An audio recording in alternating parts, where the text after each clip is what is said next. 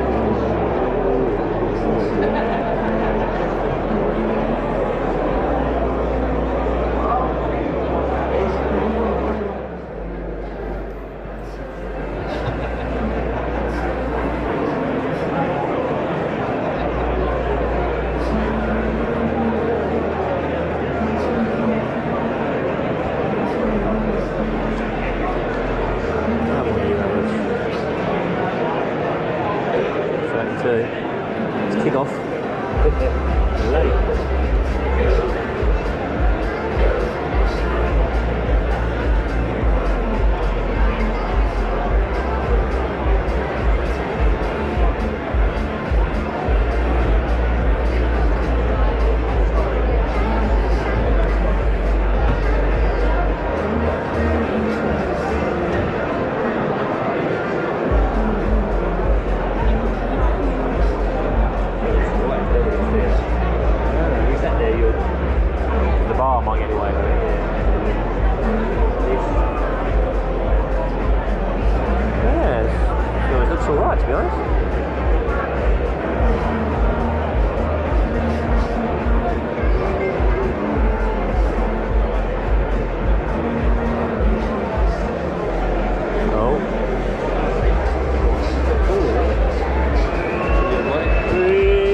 Adelphi Theatre, London, good evening and welcome to West Ham Live 2026!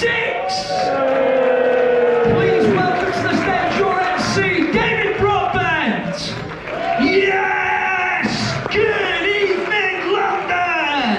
A very, very warm welcome. What an absolute pleasure it is to be with you tonight for West Ham Live. Who is excited for the legends that will be joining us on stage this evening? Yes! Brilliant stuff. Who is excited to hear about Frank McAvennie's nightlife? Yes! Julian Dix's best foul. Yes, what a night we have for you tonight.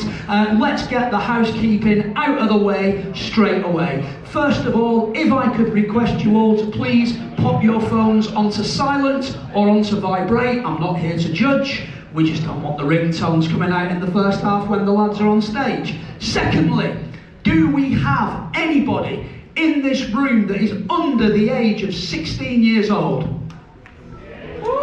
Loads of cheers from people that I can't see that clearly fucking aren't, but that's alright. And that's part of the reason, because your Uncle Gale likes a bit of a swear from time to time. And if you're under 16 genuinely and are in this room, if you hear any words you don't understand, please do not ask any female relative what they mean.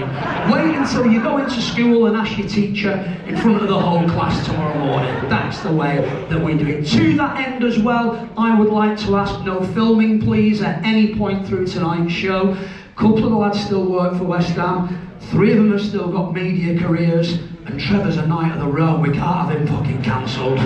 So please, no filming at any point.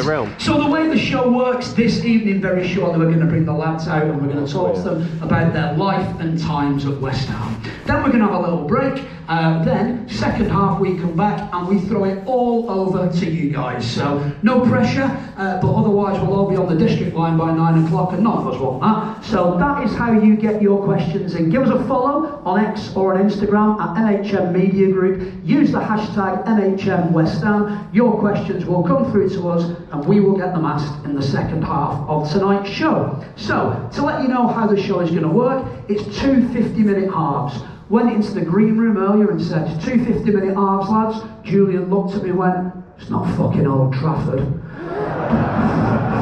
So it's two 23-minute halves this evening, ladies and gentlemen. What we do have as well during the interval, we've got a fantastic merch stand available. We've got some limited edition items on sale this evening. We've got our West Ham United street plate that's been signed by everybody here tonight. We also have the Hammers Legends piece as well. We've only got about 15 of these, so if you want to get your hands on one, we've also got items signed by the likes of Jeff Hurst, Paolo Di Canio, and many others, including all our guests this evening. So please do feel free to get involved with that. So here we are, the Adelphi Theatre, home of Back to the Future. 1985, we were telling the lads in the back, and Frank said to me, 1985, I scored every weekend in 1985. Tony Cottee chipped in, played a bit of football as well, didn't you, Frank? So that's what we have this evening. So a way better person than me to bring the lads out and to interview them this evening is very much a West Ham legend, over a decade at the club. Please give a very, very warm welcome to the fantastic Tony Gale!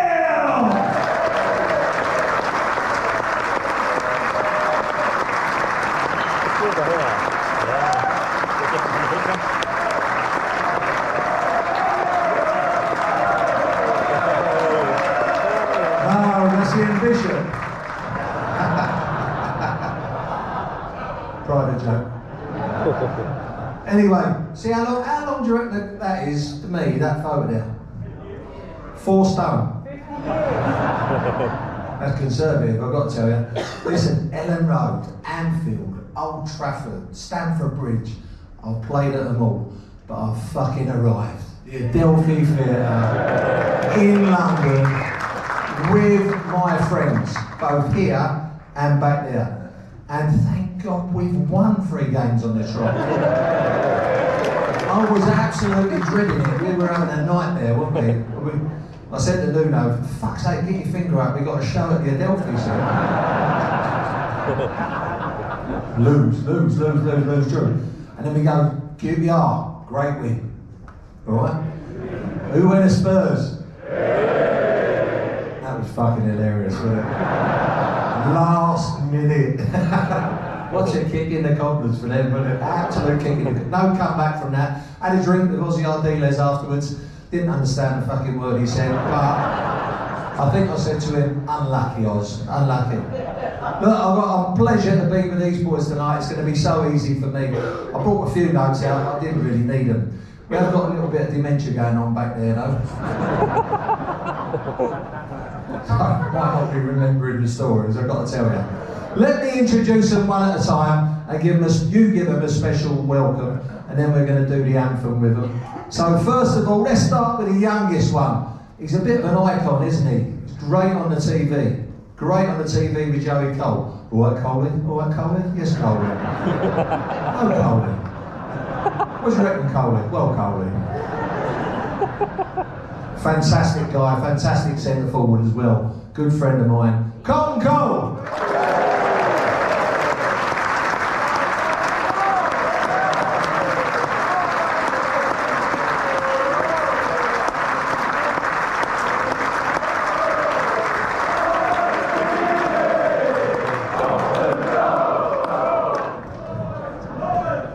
Where was my song then? I only had to go there to win something, I got fed up. Anyway, shut up, I'm doing it up here, alright? Right, next one up, let's go. Let's go young again, the next youngest. We know him as the Terminator. He's actually a pussycat, really. The owner of 2 new knees, 2 hips, 2 metal arms, and very soon they're going to put a brain in. Another good mate of mine, Julian.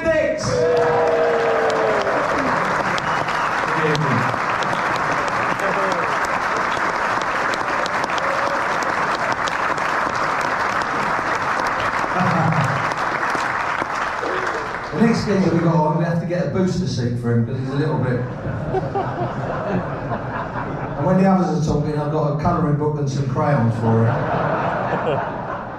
What a goal scorer for West Ham. We've got 2 great goal scorers. But he grew up at West Ham supporter. and he got 300 and odd goals in his career. Stunning career scoring goals. Tony Cottee. Thank you.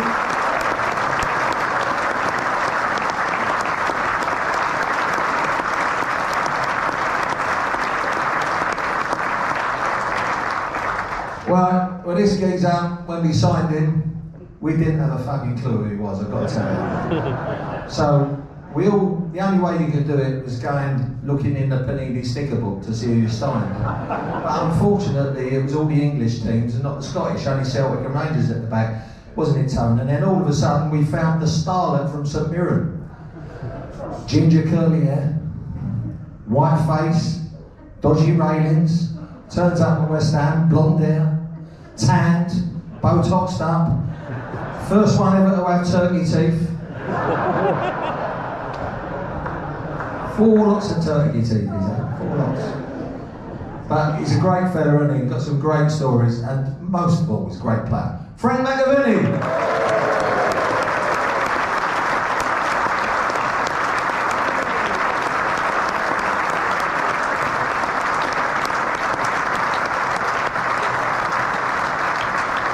He's put a bit of weight on, I don't want him, by the way. Well, no. Last but by no means least, I can't say anything bad about him because he got the hump the other day, he thought he was going to get nicks. He went across the road and he didn't use the zebra crossing. Unbelievable. Just don't do anything wrong in his life, this geezer. Doesn't do anything wrong in his life. And he got a knighthood, and I said, I've known you for many years, Trev, what do you want me to call you now? I said, Trevor, what? He said, Tony, you've known me for 20 years. He just called me sir. Big-headed. What a player, what a man. So Trevor Brooking!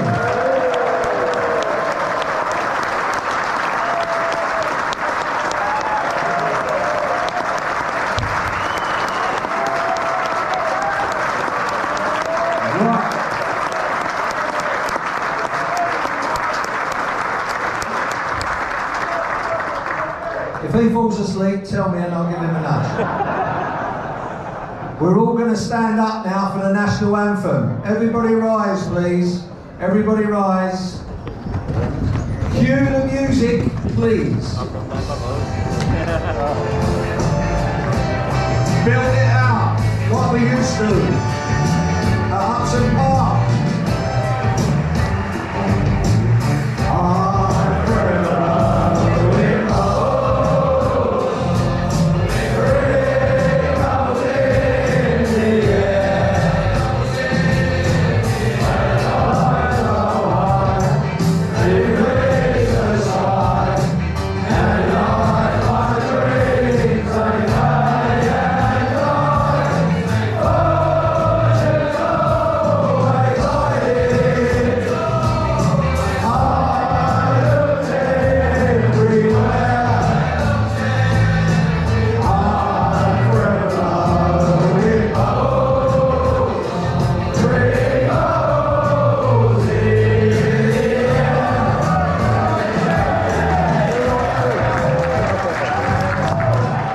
We went a bit early there, we fucked that up, didn't we? That's what happens when you get my age, everything's premature. Just got excited. Right, I'm going for a safe pair of hands first. I'm going over to you, Tone. Yeah, for a safe pair of hands. Good evening, everyone. How are we doing? Thank you so much for coming. What is that? Oh, ask me a question.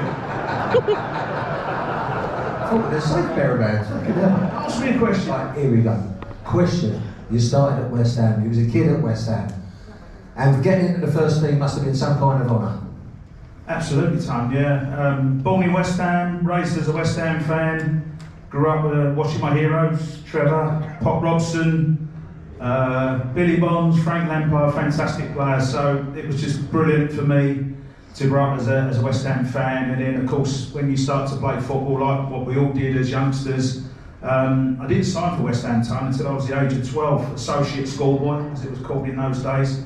But then just you work your way through the system, and then I left school at the age of 15, as you could in those days.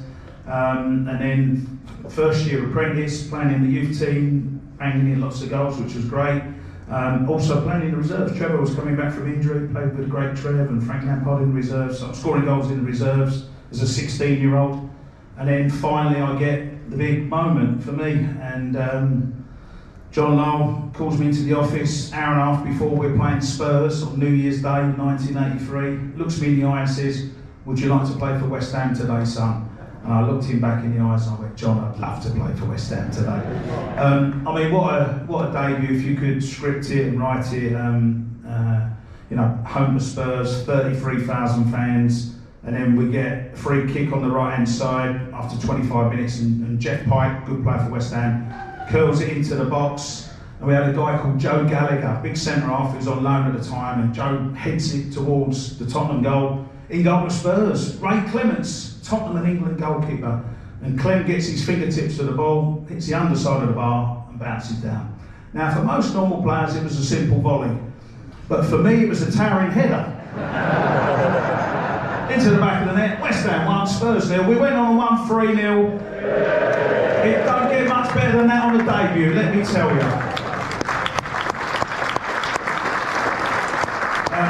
Great start to my West Ham career, but I think you very quickly work it out as a player that you're going to get ups and you're going to get downs. And just give you a little idea of a down that followed. I was talking to Trevor about it earlier. So my first full season was Trevor's last full season, 1983-84. I got into the first team in the first game, scored 2 goals and stayed in the team. But right at the start of that season, the fixtures come out, and there was one game I wanted to play in, and that was Liverpool away. And the reason for that was, you know, they was the European champions at the time. I wanted to play at Anfield. They've got Rashid, Dalglish, Lawrenson, Hansen, so this wonderful team. I want to play at Anfield. That's the game I'm looking forward to. So anyway, I had to wait till April of the season. And when the game come round, it was a Saturday 3 o'clock kick-off. I know that's unusual nowadays, but we used to play Saturday 3 o'clock all the time. And we get to the Friday, we turn up at Chapel Heath, and our manager, the great John Lowell, has been taken ill. So we do the training, we get on the bus, 6-hour journey up to Liverpool, none of that private jet shit they do nowadays. 6 hours on the bus up to Liverpool, stay overnight, and then we go for a little walk in the morning, get on the bus, travel to Anfield, sit down in the dressing room. It's now 1:45, and we've got one problem: we don't have a manager. So the coach, Mick McGivern, stands up to do the team talk, and Mick says something like this. He went, "Lads," he said, "at West Ham," he said, "we always play a 4-4-2. He said, "but today we're going to play a 4-5-1. Looks at me down in front and says, "Tony, you are the one." Right, now I'm not being funny, I'm 18 years old and I'm playing against Hansen and Lawrenson, 2 of the best centre-halves in Europe. So I'm getting a little bit worried at this stage. It's now 10-3 and we are queuing to get out of the dressing room. In front of me is Paul Allen, good player for West Ham and for Tottenham, and in front of me directly is Trevor. So Paul Allen turns around to Trevor and said to Trev, he said, "I'm taking the corners today. What do you want me to do with the corners? Do you want me to put it to the near post, put it to the far post? What about pinging one to the edge of the box? You know, Trevor, what do you want me to do with the corners?" Trevor's answer was fantastic. Trevor went, "Ha ha!" He said, "We'll worry about that if we get one." You say that, Trev? Did say that. That's a true story. So not surprisingly, we was 4-0 down after 20 minutes. We lost 6-0. Did anyone go to that game? 6-0. We got absolutely massacred. I'm playing up front on my own. And when the final whistle went, Billy Bonds, the great Billy Bonds, came up to me and said, "Hello, Tone. I thought I'd say hello. I haven't seen you all afternoon." The great Billy Bonds, by the way. Billy Bonds.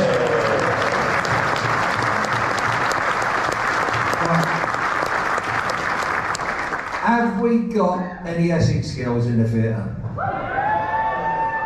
Let's make it easy. Hands up, who hasn't slept with Frank?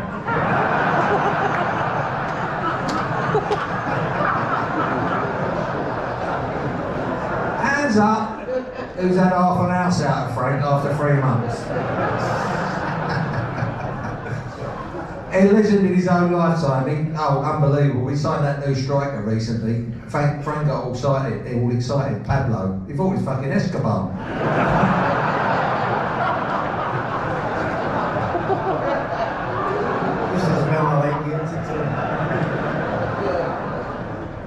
Frank, brilliant when you came here, brilliant with Tony up front, and he hit the floor running straight away. Well, not straight away actually.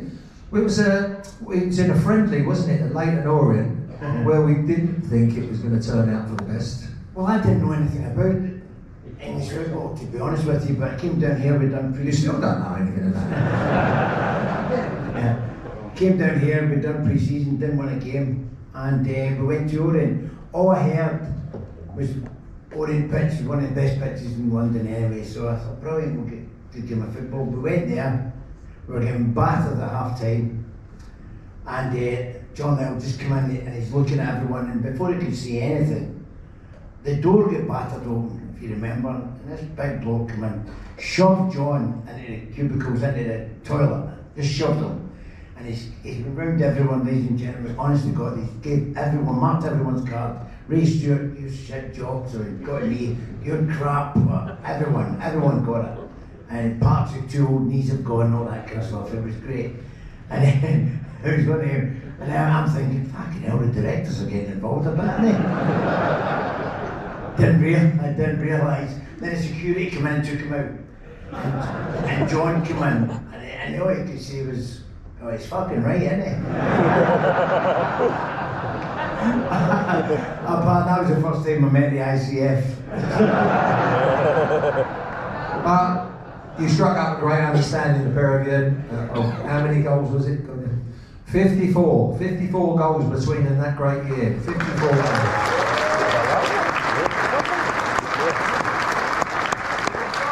I might add that we did have the best defensive record ever. You don't have to say that. No, sorry. But it was fun, wasn't it? Winning's fun, losing's an absolute nightmare when they're doing that. But we were winning all the time. But you sort of had a little wager between yourselves. To another level, yeah. If anyone remembers, back in the day, we didn't really warm up in the pitch. We used to go in the gym. And myself and Tony and little Wardy, who signed the same day as me, we used to have an evil sense of humour. And all the boys used to run up and down the gym, and the only thing we done was we tried to switch the light off. So we'd ball and we're trying to switch the light off, and then when it switched off, they'll bump into each other. It's funny. But I came out, it was funny.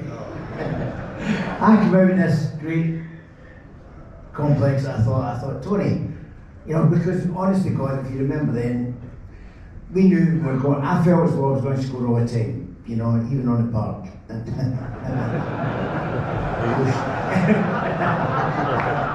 Not all of them were the best looking, by the way. Hey, I was a footballer, sure.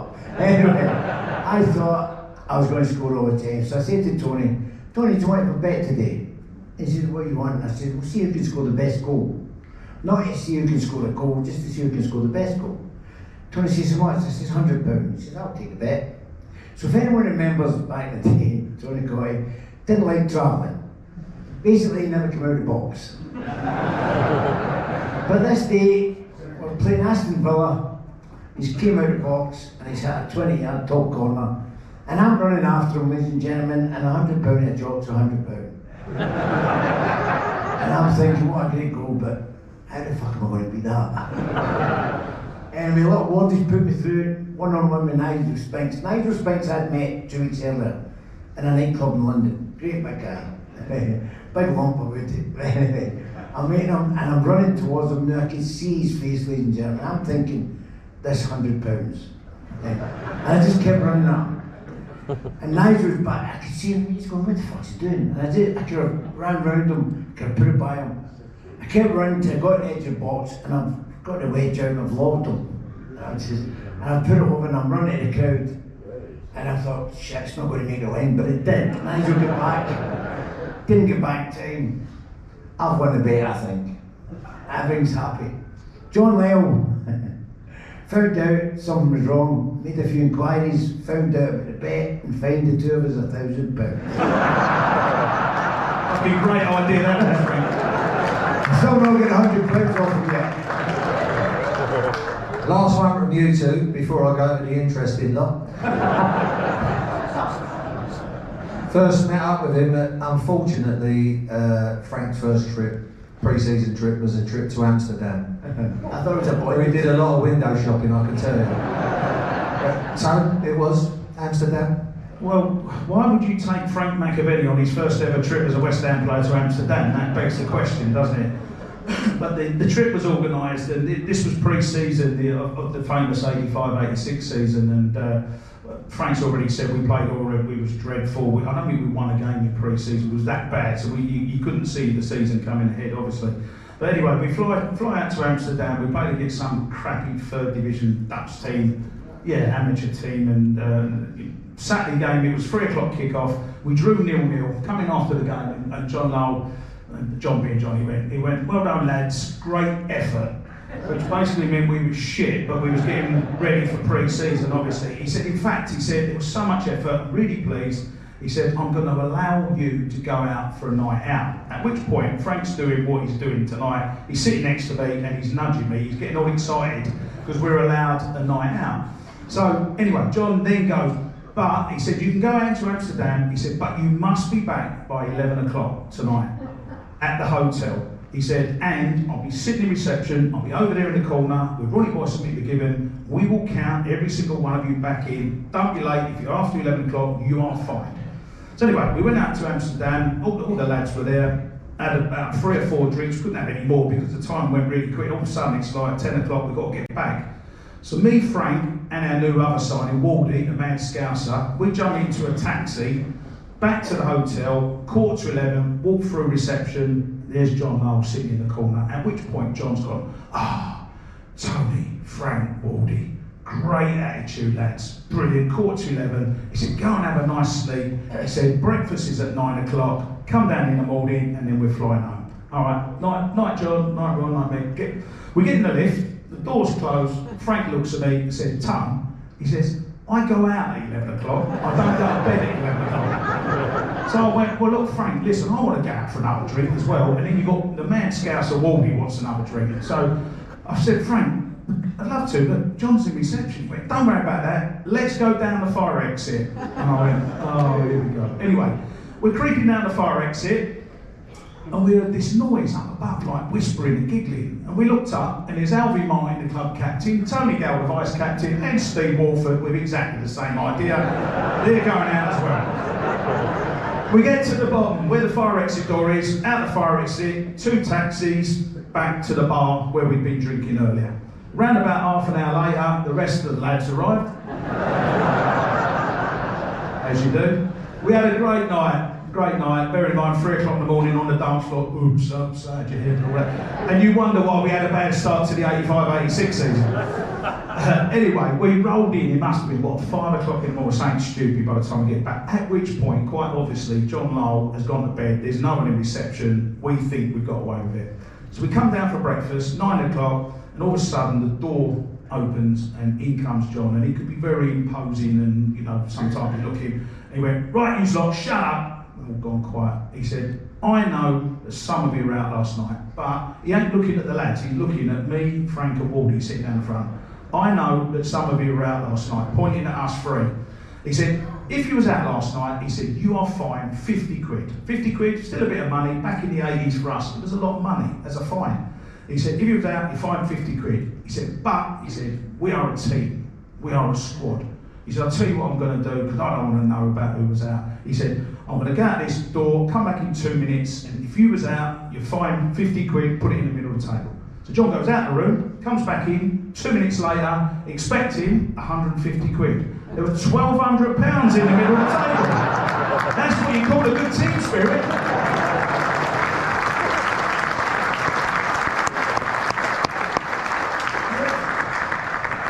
I didn't go. I did, yeah. Carlton Cole, round of applause for Carlton Cole. He's done really well. We had to get a doctor's note for him. He's got the old flu and he's feeling ill and he ain't his normal self. So if he ain't funny, please still laugh.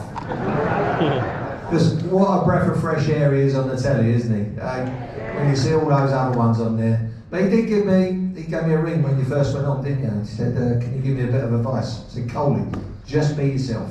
When you're on that BT, just be yourself. The people will love you.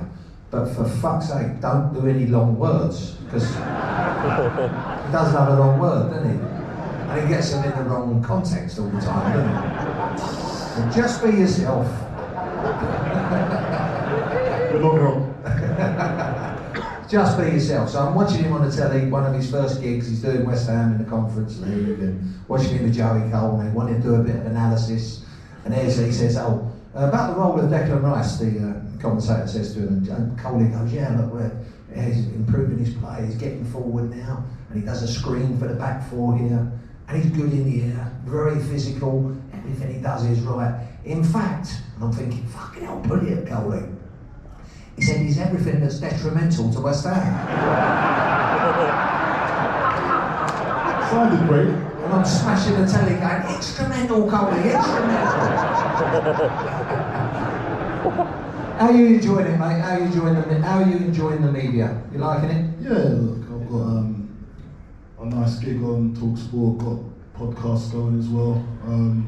Getting to do my podcast with my friends, Wayne Bridge and Joe Cole. So it's been really, really good and helpful that I've got those two to bounce off. We all got different things we bring to the table. But TalkSport's been really good. I haven't been on the telly, I'm trying to wean off the screens. Actually, I haven't been asked.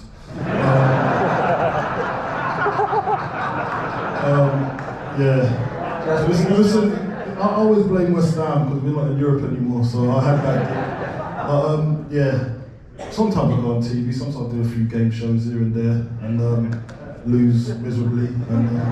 But yeah, the media stuff is really good. I've really enjoyed it. Let's talk about a bit of your football, because it was great watching him when we had a lot of good forwards at the time. Carlton, Teddy Sheringham, Marlon Harewood, Dean Ashton, all in that range, weren't they? And Carlos Tevez. You've got a little story about Carlos Tevez, haven't you? You had to be his minder, didn't you? Fancy nominating Coley to be his minder. The man about... Yeah, like Frank was man about town, I was the man about town in my days as well, but no, I got asked to look after old Carlos Tevez, and basically he wanted to go to a casino, and then he wanted to go to a bar. So I said, so I went and picked him up outside the Four Seasons over in Canary Wharf, and mate, I've never seen anything like it. He's come down, he's coming through the big doors, and he's such a lovely fella, isn't he? But his clobber needed addressing.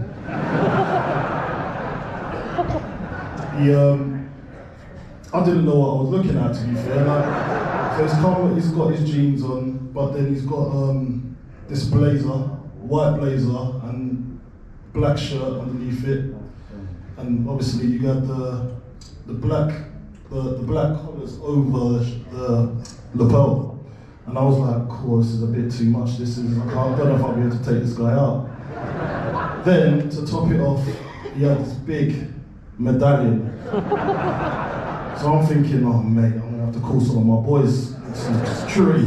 Anyway, we get to the casino. He does what he wants to do, and then we went to the club. Now we get to the club, and I've obviously got excited. That's what I do, Frank. You understand? Get excited in there, and I forgot my task to look after Carlos. So obviously we're drinking, we're getting lively, and then all of a sudden I just remembered. I said, "Oh, Carlos, where is this kid? Where has he gone?" So I'm going around looking for him around the club, and he was nowhere to be seen. And so I got my mates to go and have a look for him as well, nowhere to be seen. So I was like, "Oh mate, I've got him messed up on the job, innit? He needs me right here. He doesn't speak a word of English, mind you, do you know what I mean? But somehow me and him communicated. It was weird. Have you got a friend that's, when you go abroad, you always have someone that you can communicate with, like, if you have to. So that's what me and him had going on. But yeah, so I've lost him now, so all of a sudden I was like, I'm sweating. So I didn't know what to do. So the next day, I didn't tell anyone that I'd lost him, by the way. I just thought hopefully he turned up. He turned up, and then he came over and says, "Cottee, brilliant night, I had a great time." And he said to me, But he didn't say it like that, obviously. This is how I translated it in my head. It's kind of, obviously. The guy he can't even speak English now. But yeah, so I lost him on the job, and then hopefully, like, for me, I was thinking, like, please, what did you get up to? But he says, don't worry, I found somebody and they looked after me. So, wink, wink. And yeah, it was off. So at the end of the day, he just done what he needed to do, and he got out of there, and he's fine now. You know what I mean? That's the Tevez and Cole partnership. Round of applause. On the football side, I mean, who was at the playoff final against Blackpool? Big Sam, Steve, yeah. We'll playoff final, Tone. Yeah, Frank, you know fuck all about football now. Trevor would have been there, wouldn't you? Trevor for the playoff final. Trevor, you there? He was there. Trevor was there. Dixie, were you there? No. Oh. So, Coley, Vaz Day got all the accolades and everything, but really it was you who made that goal, wasn't it? That must have been a great day for you as well, wasn't it? Yeah, it was a brilliant day. Like, for me, it was a must-win game, obviously, when you get to that position, and I can't even believe we was there, to be fair. We should have gone up automatically, but we just drew too many games at home and away, and everyone used to just park the bus. So they always say, if you're going to go up, it's good to go through the playoffs for the day out for the fans. But I had when we actually was building up to this, you know, after we had the last game, sorry, I think it was, who did we play the last game of the season? Cardiff. It was Cardiff, yes. Well done, thank you. It's Jeff Stelling, thanks. So it was Cardiff, and then we had 10 days to spare to get to the final. How to prepare. So I wanted to prepare properly, and obviously just landed that one, didn't you? So I wanted to prepare properly, and then I've said to the lads, do you want to go over to Wembley to go and visualise what we're going to do? And no one put their hands up. So when we got there anyway, we got to Wembley, and I just felt that the intensity, everything was there. Do you know what I mean? And I thought, this is a great chance for us to go out and leave a mark on the game and beat Blackpool comfortably, because we'd really beaten them 4-0, I think twice, something like that in the season. So I thought it's going to be a great day out. But we were dog shit. We were better than them though. But we were really poor that day, and I said, see, so at half time I've gone around, I said, see, we should have gone and done the visualisation. You know what I mean?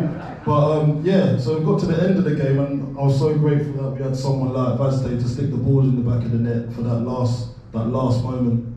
But mind you, I think he had about 2-3 chances in the first half where he should have slotted it home. So it wasn't really going our way. Wasn't about him though, it was about your little turn. He was very brave getting in there, and the ball bounced kindly to him, so Carlton. No, that was my touch. My touch was. I got away from that. I had to get somewhere. That's when you're not honest, when you're talking about. So I had to hook it away. From the goalkeeper, and he's obviously slotted it in. I thought he'd put it over the bar. I was like, why are you fucking hitting it so hard? Just put it in the net, mate. But yeah, he done it in the end, and I was ecstatic. Round of applause for Cottee.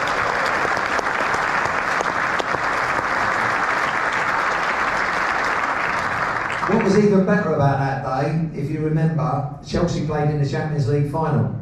And if they won the Champions League final, it stopped Spurs qualifying for the Champions League and Harry Redknapp. So we had a double whammy. We won, Chelsea won, and Spurs didn't fucking qualify for the Champions League. What a day that was. And a night, and a morning. It was everything. You probably had a better time than us, mate. I didn't, you know. So I'll tell you that story as well. So obviously when you're in the change room, everyone's popping the champagne, and I think the cork went into my eye. Someone popped it. So apparently so I was supposed to go on a holiday the next day, and something's just wrong with my eyes. Just like, I can't blink, I can't see through it. So what I had to do was go to an eye specialist, and apparently I had a laceration in my eye. And then, yeah, so it was... It's a true story, It's a true story. So I didn't do the party that everyone thought I did. Because I had big things planned. Trust me. Got done by a bottle, yeah. Round of applause anyway, mate. He's still awake, don't worry, you're coming on last, alright? We've got the big bit for you, Remember? So the geezer at the end, he signs for us, Julian Diggs, so got a round of applause, thanks for that.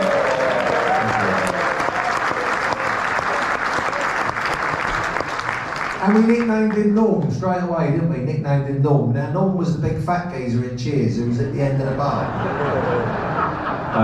He looks fit now, but he looked like Norm, so every time we come in the dressing room we go, Norm! Norm! Do you remember him in Cheers? That was Norm. So round of applause, Norm! Give it Norm! What a player, by the way, eh? Now, if ever there was a player that has not got the respect that he deserves for his football because of his hard man tag, it's him. Because he was a lot better player, very, very good player, other than the hard man tag.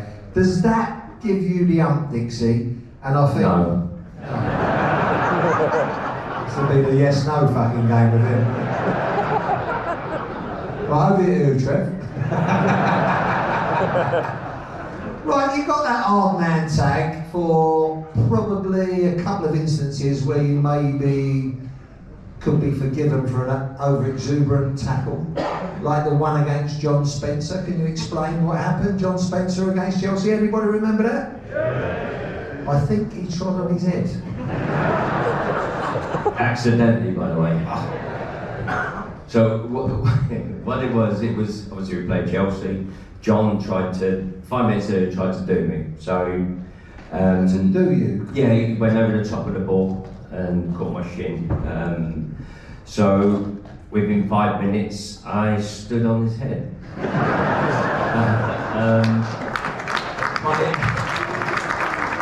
are you giving an applause? I think it was accidental. The ball went out for a goal kick. So Ludo's got the ball. And yeah, Ludo, yeah, God bless him. So what happened is John went off the pitch, and I didn't know this. John went off the pitch, and he's come back on with a bandage round his head. So he went, "Did you mean it?" I went, "What?" He went, "I've got 8 stitches." I said, "John, if I meant you had more than fucking 8. He went, "Seriously, you didn't mean it?" I went, "John, I promise you, I didn't mean it." So the game finished in everything else, so all of a sudden Andy Gray on Sky fucking showed it 100 times, and I got brought up on the disrepute charge, so I had to go to the FA. So as I'm going into the room at the FA, the referee's coming out, I can't remember his name, he went, "I hope you get off with it." I went, "If it wasn't for you, you prick, I wouldn't be fucking here." So, because I had to go through him. So... He's so eloquent, isn't he? So I had to go in this room with fucking 5 blokes that were fucking 80 years old, never kicked a ball in their fucking life, trying to tell me how to fucking play football. See if you can get another fucking. Trevor, I hope you're better than this. So obviously I'm in the room, I've been banned for 3 games, I've been fined £2,000 and they obviously found me guilty. But it wasn't the money or the fines, it was a case that they found me guilty. And I spoke to John after, and Glenn Hoddle stopped him coming up to speak on my behalf. So for me, that man's a cunt as well. So, I fucking mean that.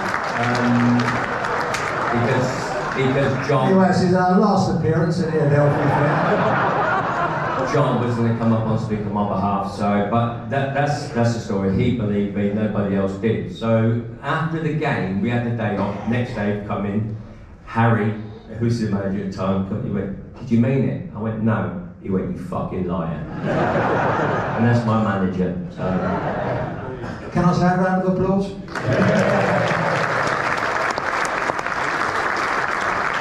Before we come to Trev, he was obviously you played with him and you was managed by him, Bill Bonzo. Yes. Bonzo. So probably like yourself, Bill was an old man, but what a footballer he was as well.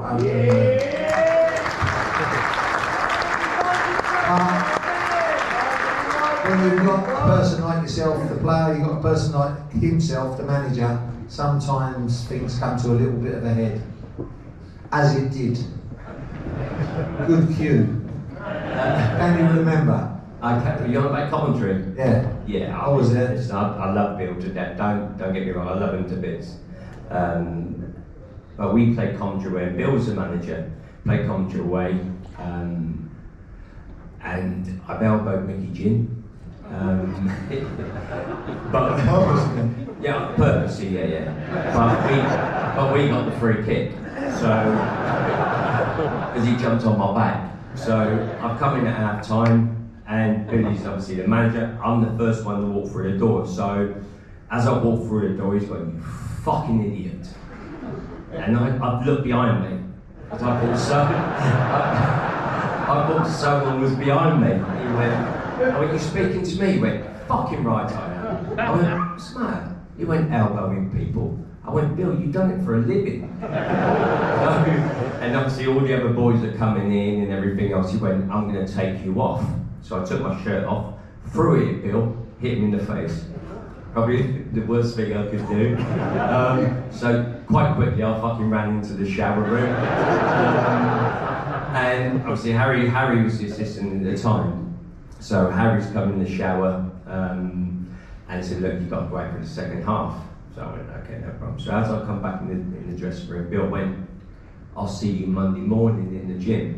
That means he wants to fight you. And to be honest, the last person I want to fight is fucking Bill. So I went, "If you want to fight me now," because I knew it would get broken up. So I think we won the game, and I think we won the game, I can't really remember.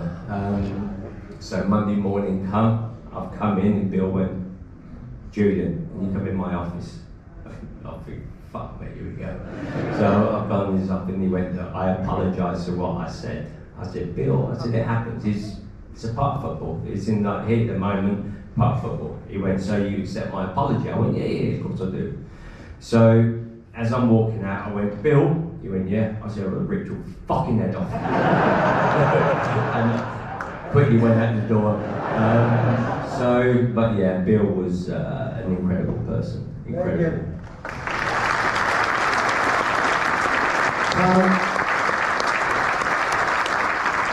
Who's better to speak about Bill than his great friend and his midfield partner?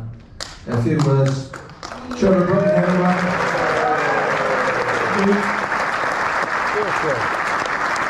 I think you're qualified, so you're quite qualified to talk about Bonzo. Yeah, I mean, Bonzo and I were different. When he first came to the club, I mean, I'd been there about a year, and he was a right back at Charlton. And when he came, first of all, they started playing him right back. And as luck would have it, John and Ron looked and thought, I think he might do a little bit better as well in midfield. And as I was in midfield, I agreed with them. And so Bonzo, after a little while, was moved into midfield. And we had another lad, Graham Patton, if you remember Graham. So they were the three of us. And I always remember, although he'd been in charge in forward as a fullback, and when he was in midfield, after the first 10, 15 minutes, because I was the attacking midfield player, usually, one or two of their players kicked me up in the air just to see if I fancied joining in. And I used to look across at Bill, and Bill said, "Don't worry, Boog. I'll sort them out in the next few minutes." I should say the Boog was a bit harsh because it was pre-season. We went to America and there was a baseball game going on that we went to, and there was this fella, Blue Powell, who hit the ball, big fella, but wherever he hit it, unless he hit it into the crowd, he never really got past the first base. He wasn't quick. And Bill unkindly thought his ability as a runner was a bit like myself, so he called me Boo for the rest of our career together. So I was happy to take it, and then really, you know, that was a trip, and you know, I came back. But Bonzo, what was his strengths? I mean, as I say, he was a great attacking player, and you would never believe it. I will tell about what sort of player he was on the pitch, but at the end of the game, in those days, it was 45 minutes each way, and then finished 20-5. It used to, but there might be 2 or 3 minutes. So it finished at 4:45. So I was still ambling my way in and sitting in the dressing room, getting me boots undone and whatever.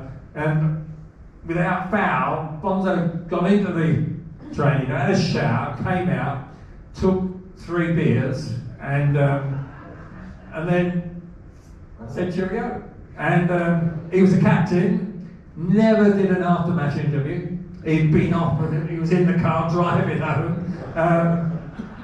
before 5 o'clock. It didn't do you any harm, you ended up getting a night all day. I did all the interviews, yeah. He listened to them as well, though. He told me what I should have said and shouldn't have done. But Bonzo never, ever stayed on any later than that. But as a player, he was fantastic. And as I say, you know, he started as a right back, but then they moved him into midfield, and you know, if something was kicking me up in the air, Bonzo said, "Don't worry, I'll sort him out in the next few minutes," and he did. And so I seemed to get a bit more space. So I thought, perhaps I should do a bit of tackling myself. But it was just that, you know, Bill and I mean, we were so different character. I mean, you know, you won't believe this, but when we travelled everywhere by coach, so we go out and what, and we'd stop off in the countryside somewhere, and he'd pipe out to me and said, "Boo," he said, "do you know what that is?" So I was looking around, I thought he'd seen somebody or whatever, but there was about 4 or 5 birds in this tree, tweeting away, and I said, "What do you mean? There's only those birds?" Yeah. Do you know what they are? So I said, "No." So he reeled off the breed of the birds. He was. Hold on, I know someone who reel off. That's why I thought I'd mention the bird, the actual on the trees before. But he was unbelievable. He knew it, and anyone who knew Will would have never known off the pitch, because he was this hard tackling, didn't take any prisoners, but totally different off it. And for me, that was his strength. We were different characters, but we had a fantastic career together. And to be honest, then I packed up in '84. Bonzo then did his management thing and that. But for 20-30 years, got you involved as well. We went out with Bonzo doing after dinner, and he only came because Gale was interviewing him and I was there, and we had 30 years of travelling and doing evening shows, and that for me was something, you know, I've never, you know, people always talk about footballers I played with and whatever, but you know, Bonzo was easily my number one. Yeah.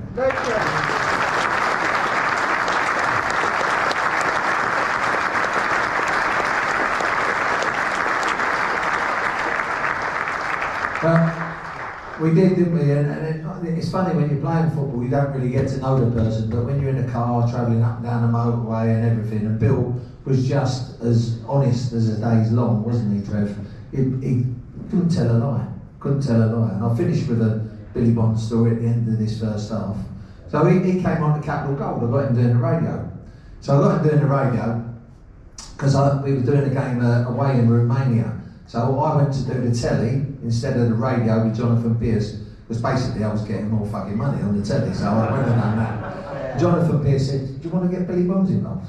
And I went, "Oh yeah, I'd love to get Bonzo involved." He said, "Oh, you know, he's a bit quiet, he might not want to do it." So I rang him up, I went, "Bill, do you want to do the West Ham v Story Bucharest in the studio?" He went, yeah, he said, well, if you can fucking do it, he said, I can do it. That's what Bill was like, you know? So I said, okay, but you're going to be watching it off a screen. I'm going to be out there doing it for the TV. You're going to be watching it off a screen in the radio place because they couldn't afford to send the two of them out there. So the commentator went out there and then he'd do the commentary and then Bill would watch the replay and commentate. But they said to Bill, you've got to make out that you're out there.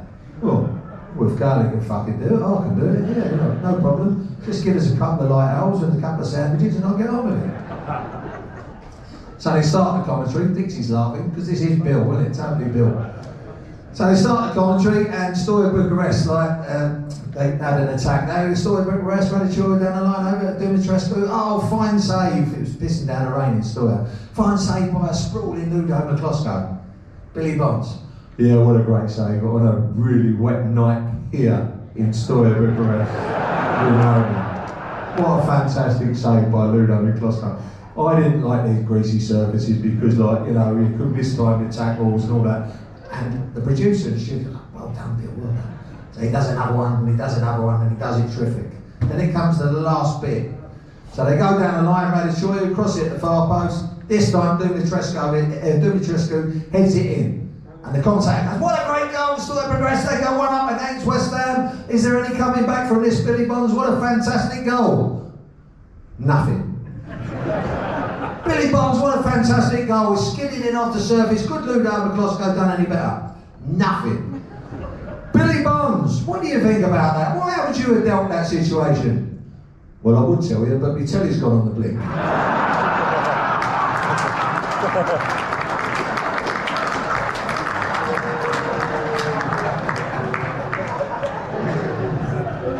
Right, that's the end of the first half. Second half, we got a Q&A, everyone.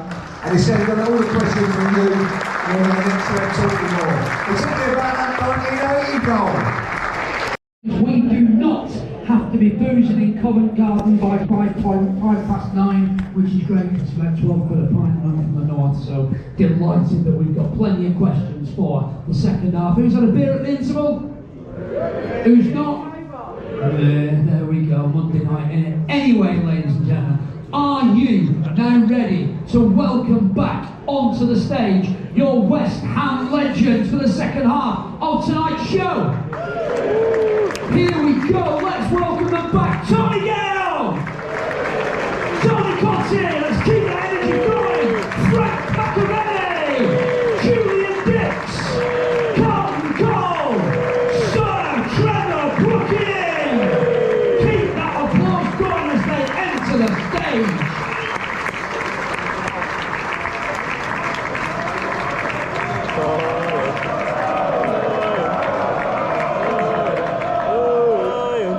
Old irons now, aren't we? Old irons. Right, we didn't have time. We didn't have time at the end of that first half, Trev. Right, to start the second half, I want a shortened version of your 1980 Cup final goal.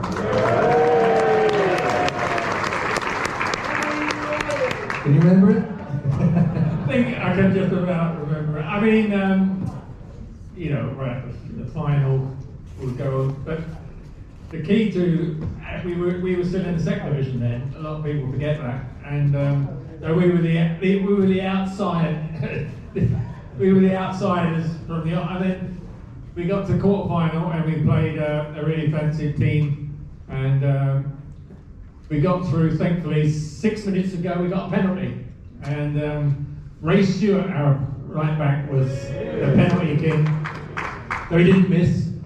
So we got through that one, and then the semi-final we played Everton, then drew, played the replay, won that, and then we got through, as I say, to the final. And then Arsenal were playing Liverpool, played 3 times before eventually Arsenal got through, and so we were waiting for them. And everyone assumed whoever won that game would beat us. But by then we had some key players in the team. Bill Parks, the goalkeeper, was fantastic. He was a great signing.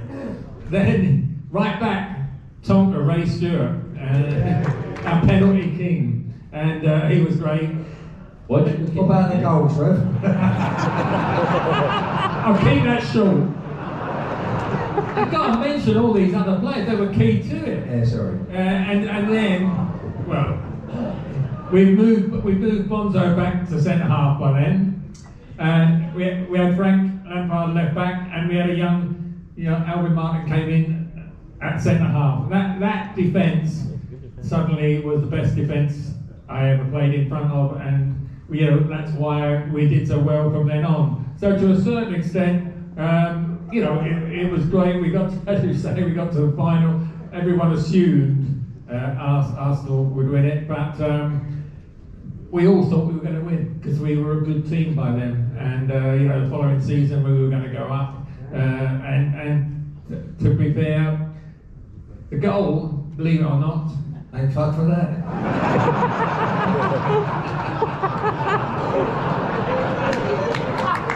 it came in the 13th minute. Bro!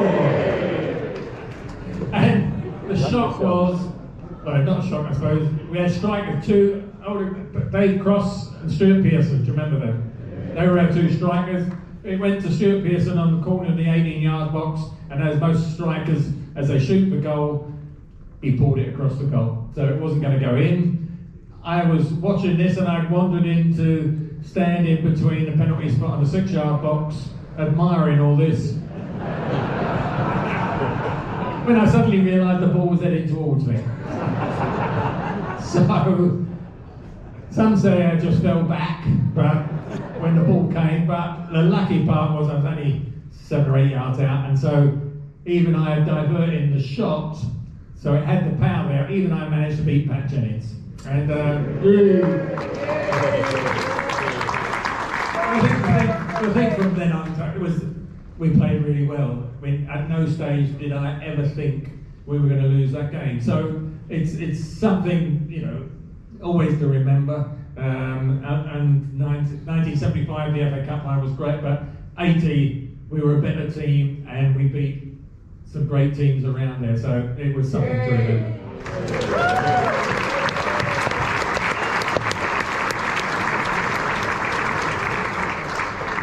Thanks, fuck, you didn't get a hat-trick. Go on.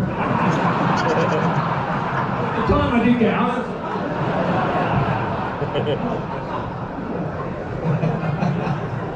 What a story though, brilliant story, isn't it? Brilliant story. And who was there? 1980, cool. You was there, wasn't it? Yeah? Still the same height, isn't it? You've grown an inch since. Got some questions from the audience. Hammer Rich to TC. Do you still have the scrapbooks? Ain't me, Tony, it says it here. You want to do your story? Oh, yes, okay. Go on. Do your story first. Want me to do it? Right. So Frank was out doing what he was doing with the birds and the drink and everything like that. Scoring goals, scoring off the pitch. Tony was sitting at home filling in his fucking scrapbook about how he scored the goals. So Tony, as a young player, got an interview with the BBC Football Focus. John Motson did the interview. We've got Frank Hart in it. Like you weren't doing all the drawings of your birds in the book, was it? So anyway, John Motson does this interview with Tony on Football Focus, and we're all around the telly watching it, preparing for a game. And there's a young Tony, very naive, wasn't he? Haven't changed. So very naive. John Motson says, Tony, how do you keep a log of your goals? Do you keep a log of your goals? Well, John, I'm a little boy from the East End. I grew up at West Ham, West Ham support, a season ticket holder. My dad, Clive, he's a season ticket holder as well. Yes, Tony, about your goals, though. Have you got a little scrapbook? Tony proceeded to show John Motson his scrapbook, which he had all matchstick players in the positions where they passed, and in the end, the little matchstick player scores the goal. So, well, John, this was a goal where, Tony Gale got involved, as I put it. Passed it out back to Steve Walford. Steve Walford went on Alan Devonshire, and as you can see, I put the little dots down here where Alan Devonshire's running. And he put it across the goal, and there's me, that little one there, tapping it in. Well, we got fucking slaughtered on You tell the story so much better, that's what I did. Yes, I did have scrapbooks. Yes, I've still got the scrapbooks, they're in the loft. All I can say, Tone, is my scrapbook had 306 pages, yours had 7.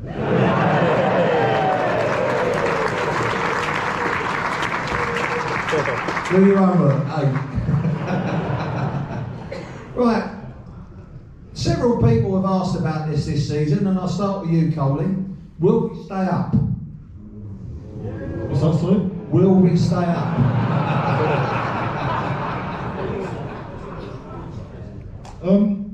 It's doable.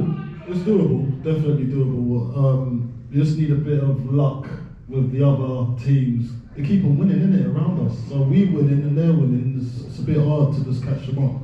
But I've got high hopes for Spurs. You've got high hopes for Spurs? High hopes because I think we can rope them in. Yeah. So it's Palace and Spurs actually, the 2 London teams. Will we stay up? Yes. Gotta be positive. Yes. But we've left a lot to do, haven't we? I didn't understand why we're playing a left back at right back and a right back at left back when we needed to get points on the table. So that kind of pissed me off anyway.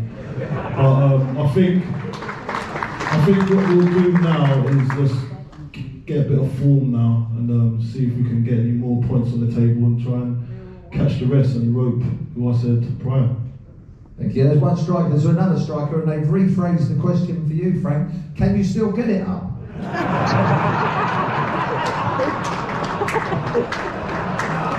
Up to yesterday, yes. Was that Viagra pill, yeah? Will we stay up, Frank? Yeah, I think so. I think if we didn't win the last 2 games, then obviously get no chance. But as Carlton says, they've teams around about us are winning, so it's a nightmare. But I think we've got good players, and if they go on a little run, they've got to be confident after the last 3 games. So if they go on a little run, I don't see why we should. The yes, TC, are we going to stay up? Oh, I don't know, Tom. If you'd have asked me after the Forest game, I'd have said no. As we sit tonight, let's be honest, we are in massive trouble. We need 2 wins just to get out of the bottom 3. Tottenham, next 4 games, have got Newcastle, Man City, Man United and Arsenal.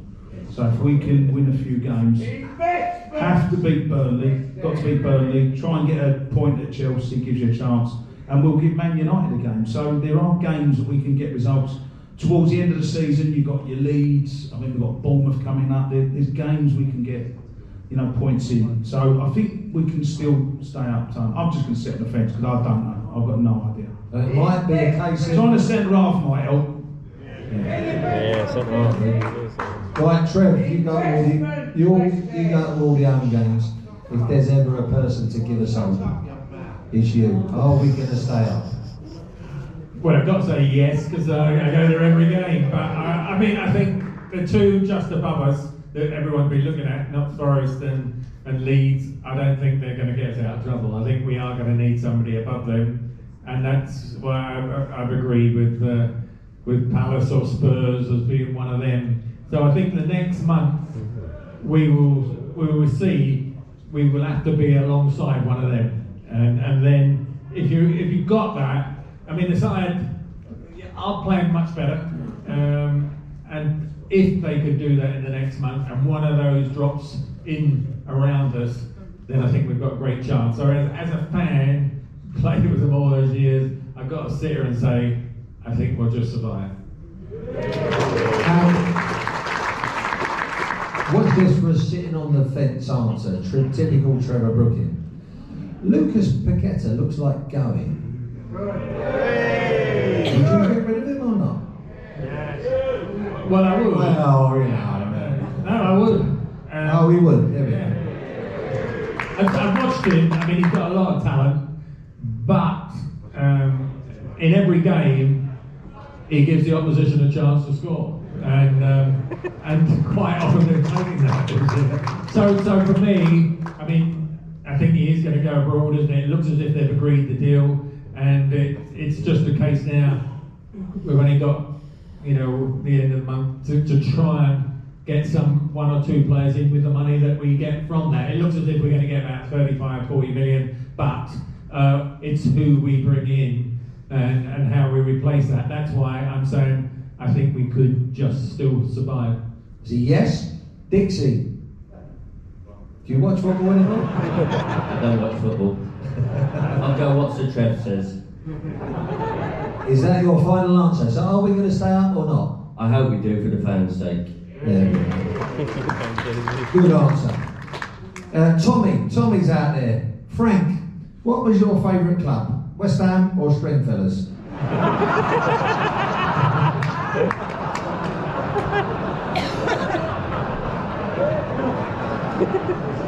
Yeah. True, isn't it? Question. Yeah, Stringfellas. Peter was a good pal, so yeah. I enjoyed every minute of it. That was funny. Frank, Take my word for it, Stringfellas is the best ever place to get a lock in. get what? A lock-in? Yeah, you don't know what that is, Tony, you know. No, I know what a lock-in. Can you believe after the show, me and him are going out for something to eat, and Frank said, why don't we go to Stringfellas for something to eat? I went, Frank, they don't do it there. You do food, great food, well, I used to. It was quite interesting when he took me there a few years ago and he sat me down with Peter Stringfellow and I was there with Dev and Parksy. Peter Stringfellow says, he introduces Dev, Parksy, and he says, oh, this is Tony as well. Peter said, I'm delighted to meet you, Tony. Would you like one? And I went, I'll have a vodka and tonic, Peter. He went, no, I'm in a bird. And Frank went, oh, you silly fucking bastard. I brought a book out and I done my launch in Stringfellas. I done the actual launch in Stringfellas. But to be fair, there was no football in the book, was there?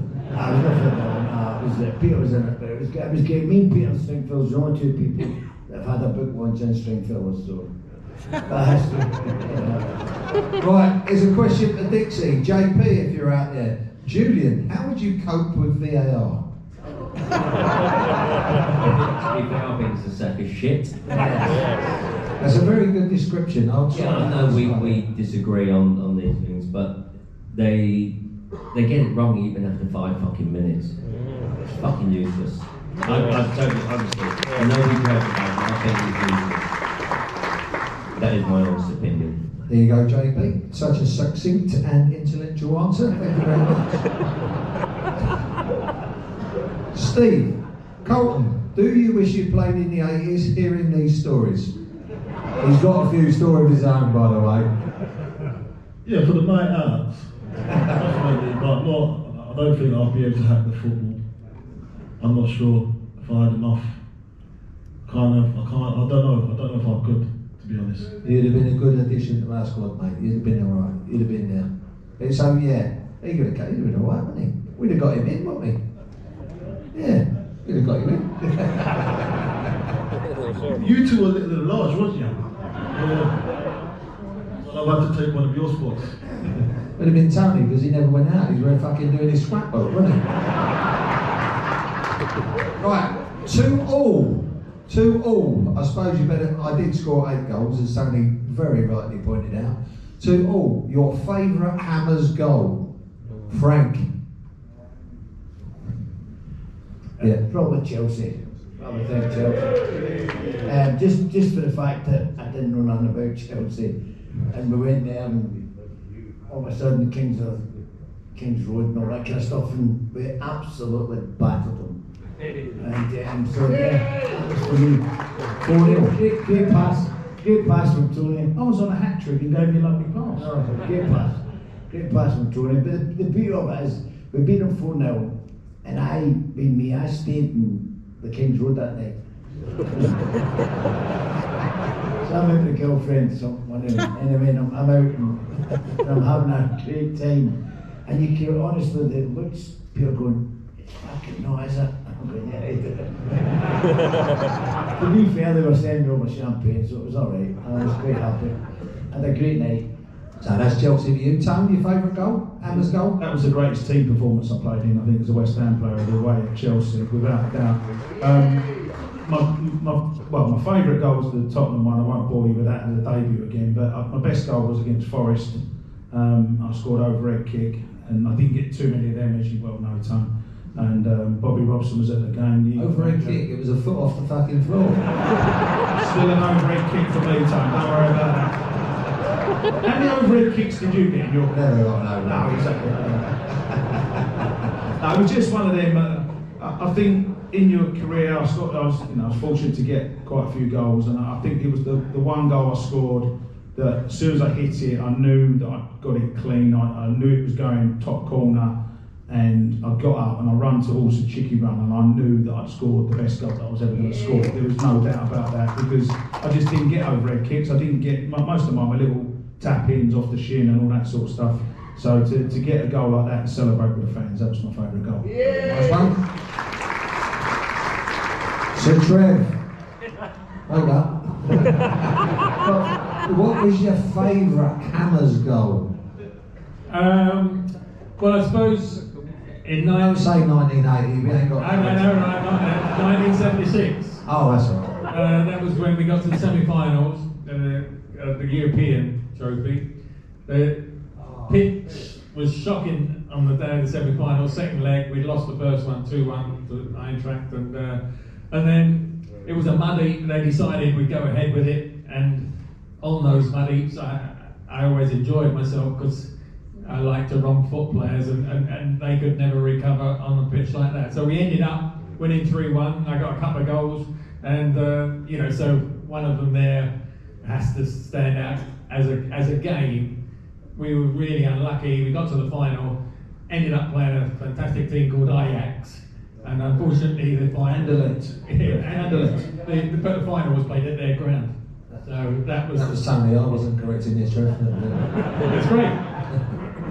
It was an anticlimax to get to the final and find out you were playing on their home ground. That's all. Nice one. Dixie, favourite Hammers goal? To be fair, there's been a few, but my second goal against Tottenham, because we fucking love to beat Tottenham. And it was a penalty, and again, it was one of them I wasn't going to miss. So yeah, that stands out for me. Last but by no means least, your favourite Hammers goal, Coley? I've got to say, there's one I scored against Spurs. And left foot volley. Fucking hate Tottenham here, don't we? But I'll say the one at Upton Park, left foot volley outside. Oh, commentating on that game. Yeah, but let's not talk about what happened next when I passed the volley clean through, and then he scores against Greeny. But that one, and obviously the player final one, was a really special one too. Good questions here. Tone. Also, let's go with Frank. Any superstitions, pre-match rituals, other than going out every Friday before the game? I had to be in by 3. No. The what? I had to be in by 3 o'clock Friday night. Saturday morning, I mean. Yeah. That's more whatever. No, I didn't really have. I always tended to go out club, but it wasn't a superstition. I just wanted to get out because I never done the warm-up. I didn't do the warm-ups, so. You talk about coming in, I mean, well, there's one game in 85-86 we played QPR away on the OmniTurf, AstroTurf, whatever, and Frank travelled away to play against Australia, but he weren't coming back for Scotland against Australia, World Cup qualifier, but he didn't come back to the Saturday, so we weren't expecting him to play. But go on. I got back 11 o'clock into Heathrow, and I phoned the hotel, and I spoke to John, got through John Lyon, he says, well done son, Scotland's qualified for the World Cup, we'll see you Tuesday, take a few days off. And I said, John, I want to play. And he says, oh, you can't, you've travelled from Australia, you've been up all night. I said, John, staying up at night's never been my problem. John says, come and see me. And I went to the hotel and I spoke to him, he just looked at me and he went, yeah, all right. And I played, and of course I was awful, but we beat him 1-0 and I scored, so that was all that matters. Tom, do you have any superstitions? Not really, Tom, no, just go out and, I don't feel like Frank, I didn't want to do a warm-up. I wanted to warm up, I'll have a cup of tea. I didn't really want to do warm-ups. I remember Dixie, he never used to warm up, did you? I mean, the best one was Alan Dev. I think most of us come, I know Cottee didn't, but we played with Dev. And Alan Dev would just go to sleep in the medical room. And then you'd wake him up at 2:45 and say, Dev, time to wake up now. And he'd go out and be our best player. And you know, there's a lot made about superstitions and stuff, but you know, I think you just got to go out and get on with it. I used to have a big breakfast at times. It wasn't matter really. Filling in the scrapbook Friday? Or? No, that was after the game time. Trev? Superstitions? Pre-match rituals? No, I think I used to be the last but one going out. But no, I didn't have superstitions because you never, well, you if you had those and things happened during the game, it could affect you. So I just wiped the slate clean and played as you were going to play, and hopefully did the right thing at the right time. You did, Dixie? What was yours? Just smashing balls about in a... No, I used to sit in the back with my football boots on, 2 cans of Coke and a Mars bar, and about 2:45 I was going to see Rob Jenkins and have a swig of brandy on the physio bed. That was my warm up. That was it, Rob, and then he left. And so you had Julian, who was one fullback, who had a warm-up like that, virtually fuck all. We had on the other side Timmy Breaker, who was the ultimate pro. Timmy Breaker, muscles ripped, stretching for hours before the game, wasn't he? Toning himself up. And his last thing he did before he went out, he used to sit in a bubble bath with his boots on, with hot water, so the boots would shrink to the size of his feet, so they were nice and tight, and he'd have the tight boots on. And Julian said, "What are you doing? You're driving me fucking mad, aren't you?" And then so for the next game, we didn't we, Julian? You done something in his bath, didn't you? And he didn't realise. Yeah, I think so. You shit in his bath.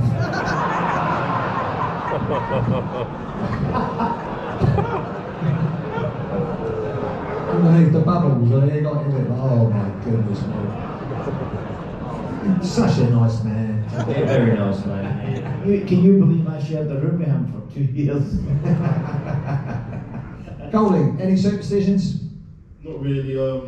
Actually, the left shin guard before I put the right one on. That's the only one. I don't know why. Don't ask me why. That's the thing I used to do. The superstition it is, but I always used to wear my left. What about Friday night? Was you an early to bed man, or did you? Yeah, oh yeah, definitely. I was always early. I have to give my best. I've got to give my best on the Saturday. So I didn't really. Well, I did get caught once going out, but I didn't think I was going to be playing, and then I got called up last minute. But yeah, I don't usually. Usually on a Friday night, I'm at home. I was the same, Carl. I used to. Definitely weren't. You definitely weren't If I there. didn't get to bed for 11, I used to go home.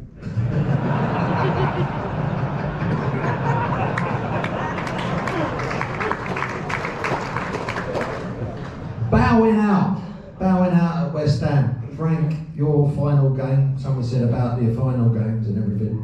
Your final game at West Ham. Yeah. Bowing out. Good for you, wasn't it? Because you weren't expecting a good. I wasn't expecting, because Bonzo said to me, there's 9 games left. He says, I'm going to leave you a team, I'm going to build a team for next year. And I says, crack on, mate. And he says, you okay with that? I says, yeah. To be honest, in my head I was thinking, that means I can go out on a Friday. So I'm thinking, so for 8 games, I'm out partying all weekend. Final game of the season was against Nottingham Forest, and he come up to me after training. The gaffer says, do you want to go on the bench tomorrow? You can say farewell to the fans. I says, that's very kind of you, thanks very much. He said, stay in the night then. I said, right, okay. So I did stay in, and turned up the following day, and I didn't do the warm-ups that way, as we said, but I thought, you know what, Rob Jenkins used to give me a stretch, and stretch my ankles and my thighs and all that, and I thought, good, speak to, because the punters, I loved the punters, I loved all the guys, or the supporters, and the people behind the dugout were great to me. So I thought, this is my last time up Upton Park, so I went out and speak to the punters. And Mitchell Thomas came over and he came out off the pitch and he said, Macca, Gaffer's not putting you on, is he? I says, no. And he says, get us ready at half time. I says, why, Mitch? He said, I'm going to pull a hamstring. Honest to God, I thought, brilliant. Cheers, Mitch. So all of a sudden, nothing eats against Nottingham Forest. I'm in the toilet. And this is how it went, word for word. The manager comes in. Macca, yeah, boss. Get yourself ready, son, you're on. He says, why, what's wrong with Mitchell? How the fuck do you know, he says.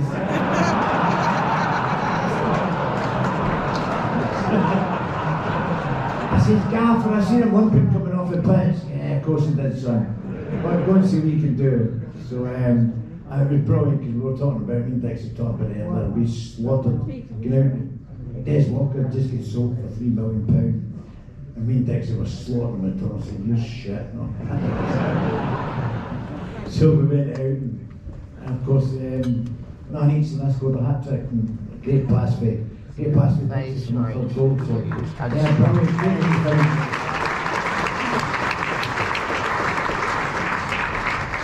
You went from West Ham, you know, being such a loyal fan. Grew up at West Ham was in your blood. You just finished in 85 and 86, but you fucked off for a little bit more money. And then you come back. To be fair, I was playing up front with Paul Hilton when I left.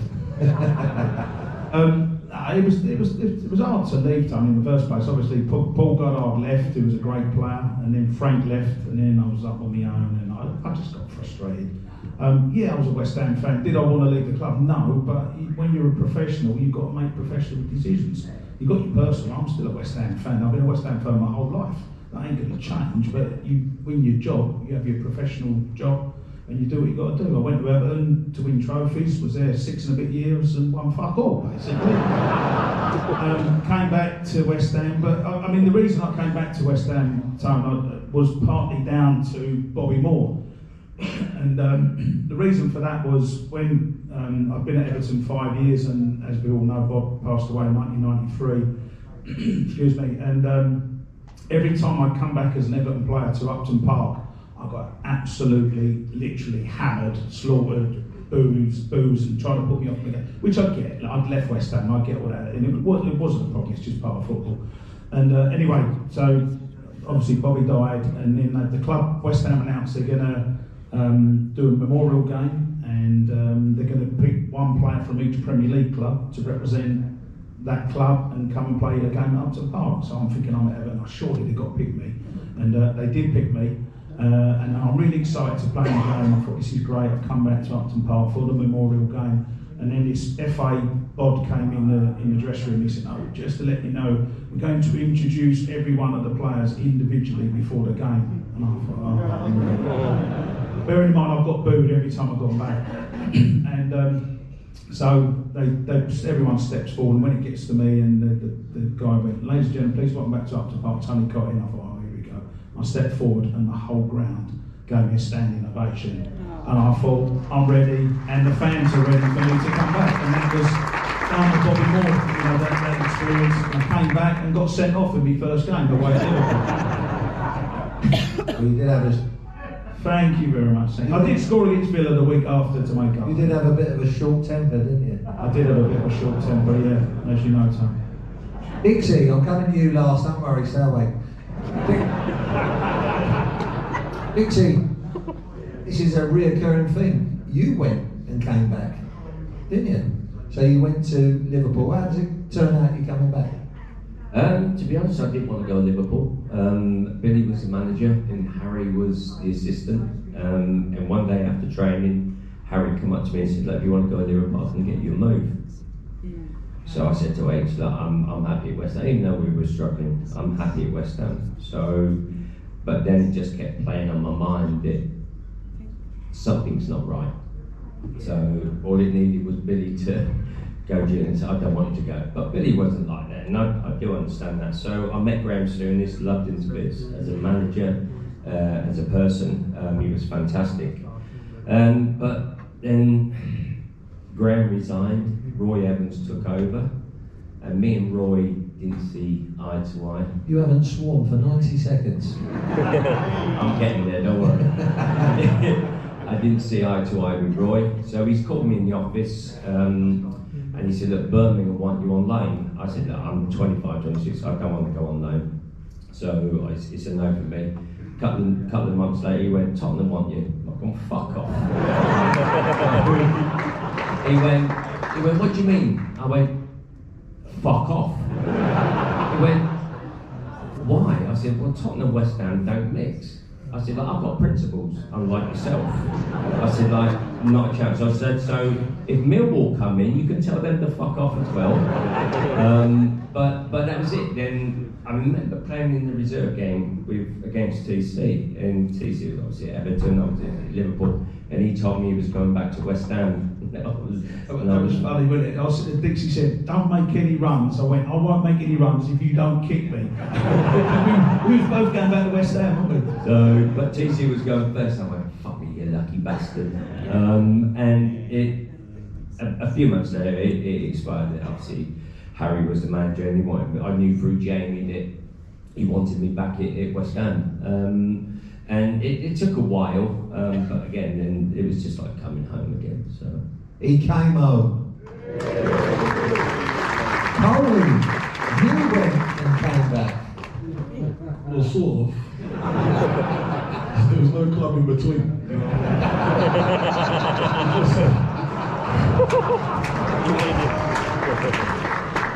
I knew you'd make this difficult. Go on. No, it's just, Explain. well, obviously I've left West Ham, and I went to a few places. I went to Turkey, and there's another few places I went to, and it didn't tickle my fancy, so I thought I'd just go on holiday. So I went on holiday, and I get a phone call from Sullivan. He says, listen, we're going to need your services back at the club. And I was like, okay. So I got the next flight. He goes, are you fit? And I said, yeah, I'm fit as a fiddle. He didn't know that I've been clubbing the whole time I was out there in Miami. And I came back, and all the lads just looked at me strange when I come into the dressing room. Said I look like a gerbil smuggling nuts in his mouth. So I think I posted a picture on Twitter actually, just to prove that I wasn't fat, because someone had reported me as being unfit. So I just put like a topless picture online. But I was fucking fat. Definitely fat. And I didn't understand it, because like, I've never let myself go. And It's all right. yeah, it's not that. But I wasn't obviously Premier League. I didn't have the Premier League fitness, so I had to work to get back to fitness and get back into the team. So yeah, I did come back, and I think it was. The reason why was because I think Andy Carroll was injured and he needed, but it should have never let me go in the first place anyway, innit? So, but I was really upset. Leaving, because I thought it was a bit premature. Round of applause for Coley.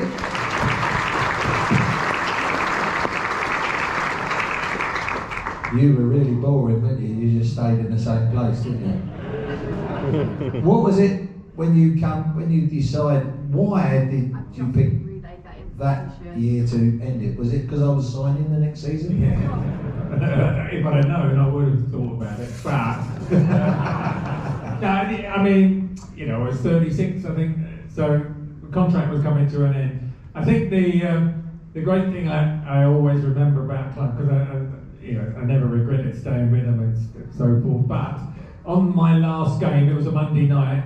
We were playing a really good team, Everton, and they ended up winning 1-0, and so that, fair enough to them. So we all wandered off, and we go in the dressing room, and John sits us all down and starts to say, the last few games we haven't played as well, and was telling us, what the problem was. And then 2 or 3 of the medical people came in and said, look, sorry John, but the crowd are chanting for Trevor to come out. So I said, what do you mean? And so the whole crowd stayed, and I put my boots on and went out, and then I ended up for the next 20 minutes, half an hour, going around the ground, which was still full, as they all cheered and applauded me, and you could never forget something like that. So that was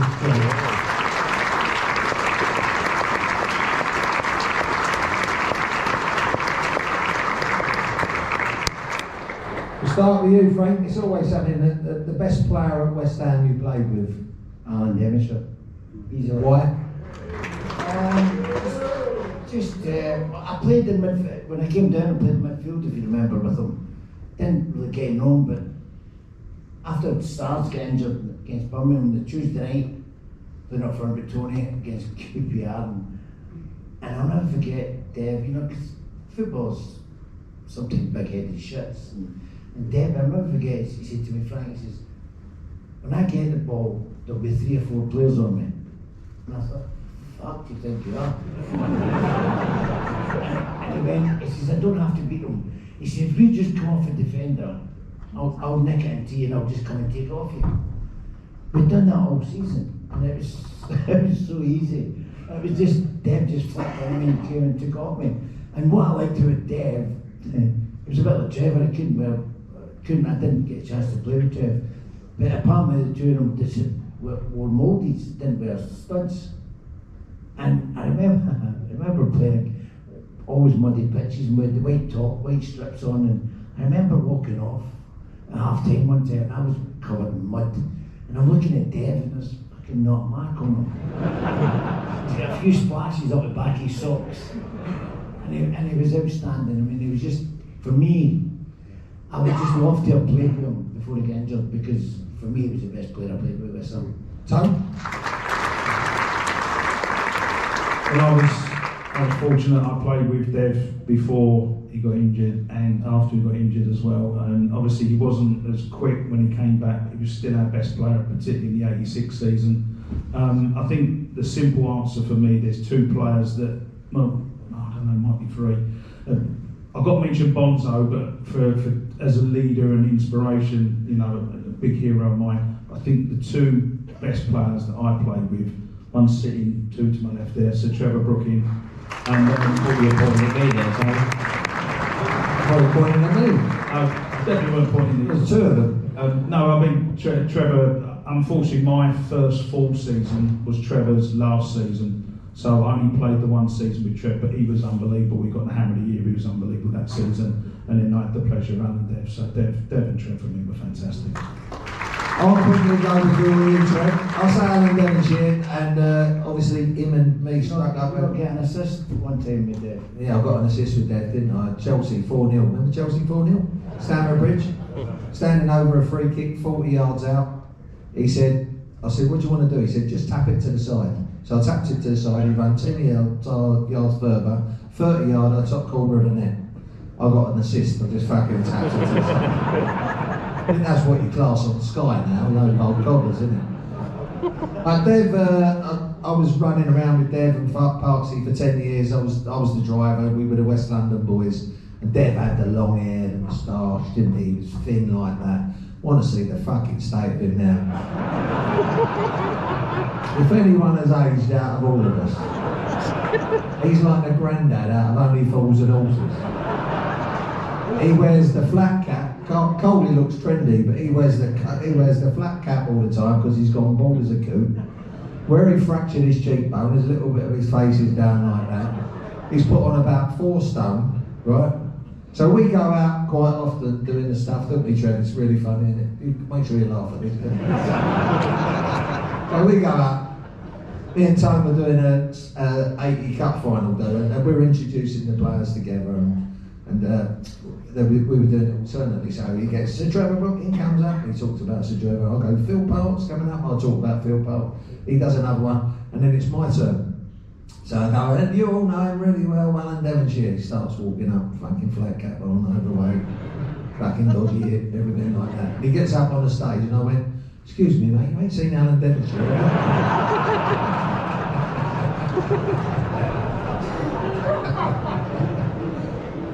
He crucified me. Trevor was the best one you played. Mine was Dev, by the way.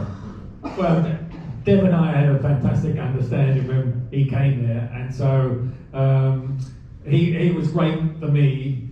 But when you look at 20 years at the ground and the club, Bonzo was my top man because he was my captain. He came from Charlton as a right back, came into midfield. Was fantastic. When we didn't get the ball in the first few minutes and whatever, he said, "Don't worry, Boog, I'm going to the fella up in the air and I'll give it to you when I get it. And he did that. And so You told me that story in the first half. but it was worth mentioning because Bonzo was, for me, he was the ultimate person for me to play with. I was very lucky to He was a lot better footballer, Oh. wasn't he, than people give him credit for because of his physical attributes. He was a very good footballer, wasn't he? Yeah, the sad fact was that Liverpool had a great team and they got to a final in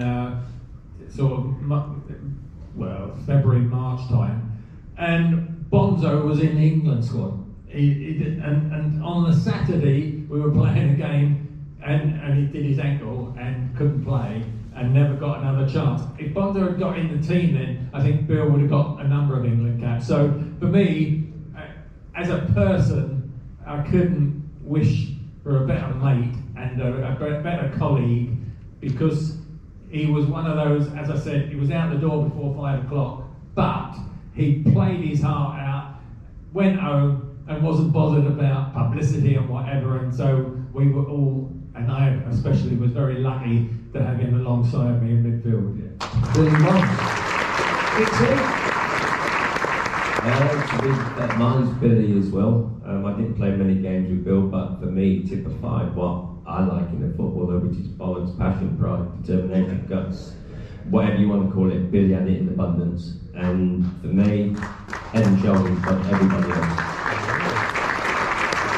It was pretty articulate, wasn't it? That was pretty good, wasn't it? That was pretty good. A lot of adjectives there, really good, really good. Bollocks, pride. Coley, because a different era, this would be interesting. Best West Ham player. So I'd have to just go with Scott Parker. I thought Scott was a driving force amongst our team, and he set the bar high. Even when we was in that relegation battle, there's a reason why they made a. What did he win? Football Writers Player of the Year. They just made it up, didn't they? Just for him. Just for him, because I've never seen a man get relegated and go and win the trophy.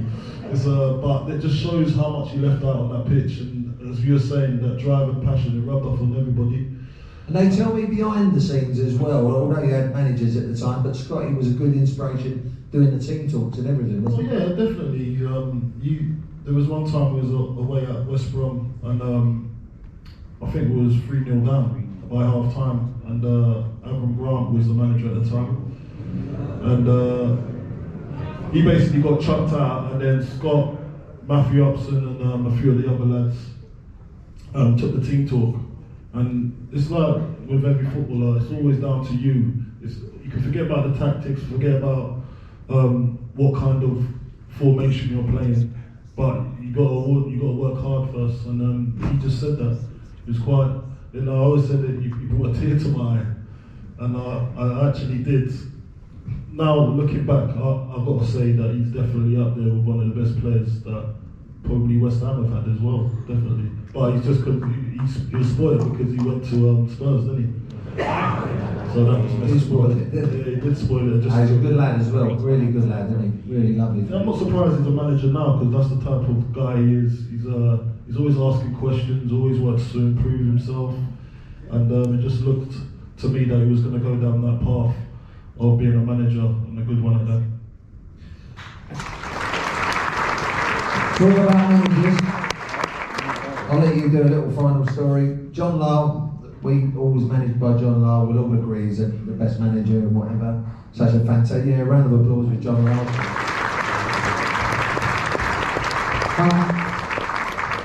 How he treated us was all differently. Obviously Trevor never done a thing wrong in his life, so he was alright.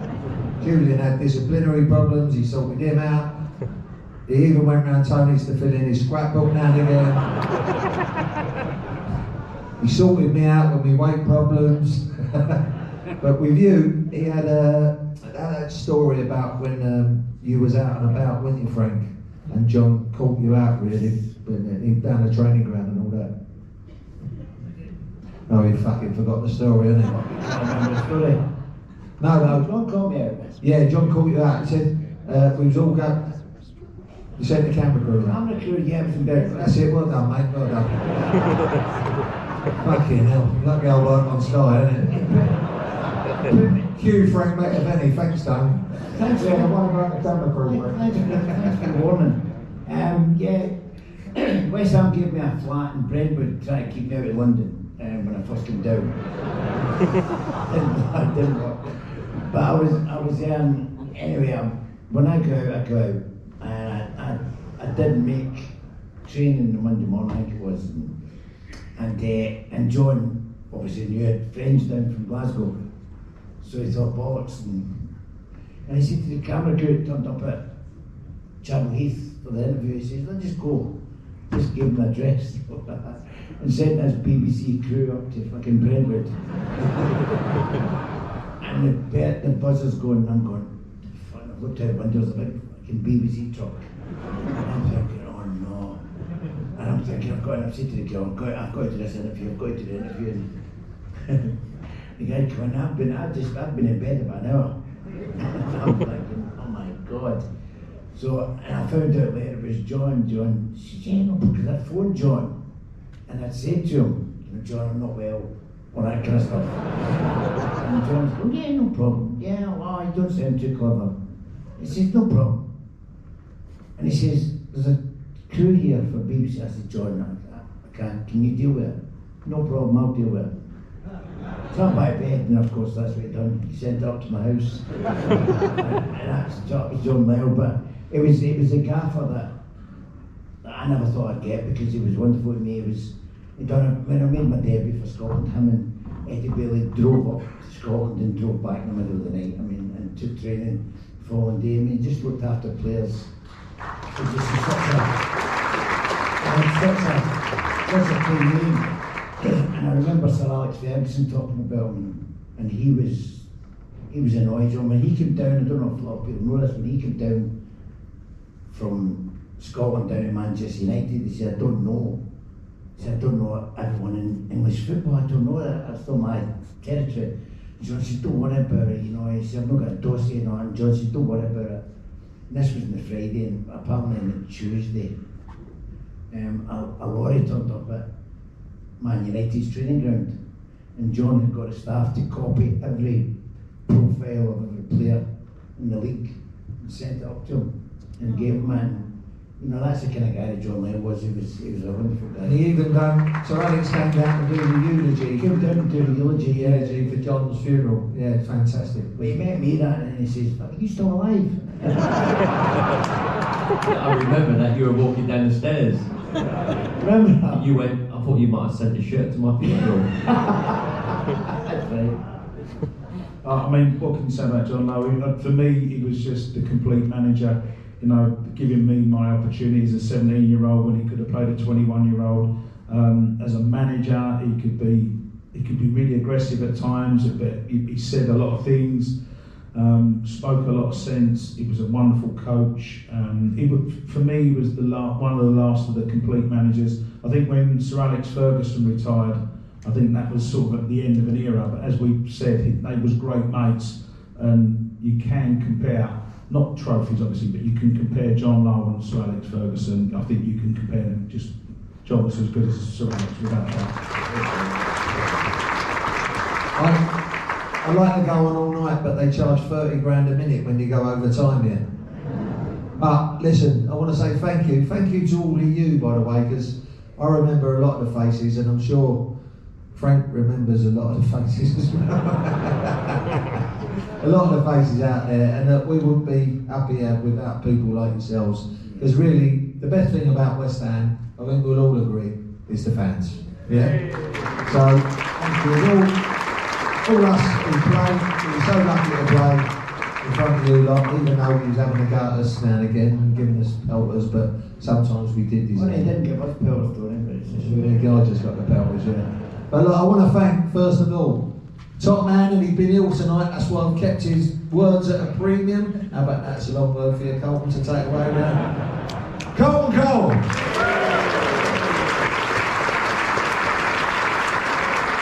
Julian, Frank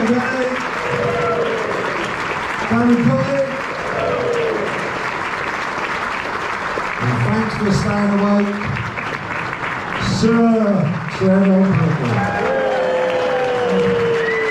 And your host tonight, Gale! And just a big thank you to come into a big arena like this and see there 3 full houses. It's a fantastic reflection on your support. Thank you very much. Ladies and gentlemen, let's show your appreciation for your West Ham United legend!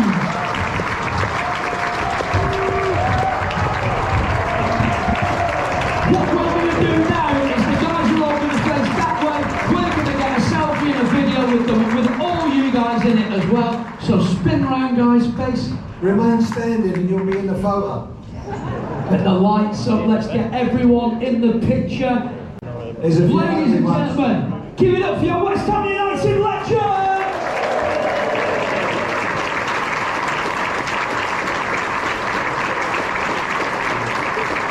Right, and it would be amiss not to finish with the anthem, wouldn't it?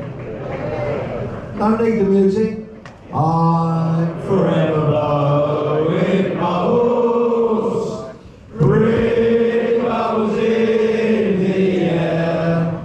They fly so high, they reach the sky, and like my dreams they fade and die.